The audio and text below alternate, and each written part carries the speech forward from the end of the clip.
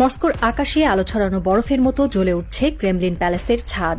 রাশিয়ার president Vladimir Putin বসে আছেন ওভাল ডেস্কে। সামনে ছড়িয়ে থাকা একগুচ্ছ নথি, ইরানের বুশেহর পারমাণবিক প্রকল্প, সিরিয়ায় রুশ ঘাঁটি, আর তার ঠিক পাশেই এক গোপন ম্যাপ। সেই ম্যাপে লাল কালি দিয়ে আঁকা হয়েছে মধ্যপ্রাচ্যের এক উত্তপ্ত রেখা। তেহরান থেকে গাজা, বাগদাদ থেকে দামেস্ক, আর সবশেষে হাইফা। হঠাৎ করে উঠে দাঁড়ান পুতিন, জানালার দিকে তাকিয়ে বলেন, তারা কি ভেবেছে রাশিয়া পশ্চাৎপটে থাকবে? সময় ফুরিয়ে আসছে।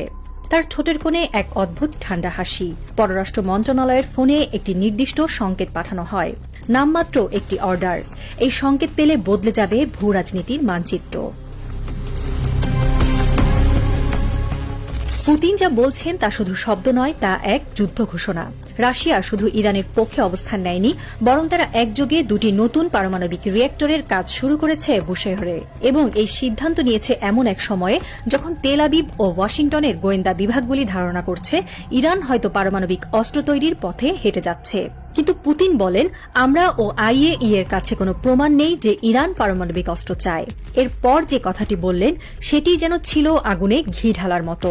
আমরা আমাদের লোকজনকে সরিয়ে নিচ্ছি না। যদি ইসরায়েল বা আমেরিকা আমাদের নিরাপত্তা খেয়ে হুমকির মুখে ফেলে, তার ফল হবে ভয়ঙ্কর। বিশ্ব যেন মুহূর্তে চুপসে গেল। বুশেহরের প্রকল্প এখন কেবল একটি বিদ্যুৎ প্রকল্প নয়, এটি রাশিয়ার জন্য এক কৌশলগত প্রতিক্রিয়ার কেন্দ্রবিন্দু। এই রিয়েক্টরের প্রতিটি ইট, প্রতিটি কনক্রিট ব্লক যেন হয়ে উঠেছে একটি ঘোষিত সার্বভৌমত্বের প্রতীক। রাশিয়ার প্রযুক্তিবিদ, বিজ্ঞানী ও নিরাপত্তা কর্মকর্তারা সেখানে দিনরাত কাজ করছেন। এবং এই প্রজেক্ট রক্ষা করতে গিয়ে রাশিয়া তার গোয়েন্দা সংস্থা SVR এর মাধ্যমে ইরানে এক ধরনের ছায়া নিরাপত্তা বলয় গড়ে তুলেছে।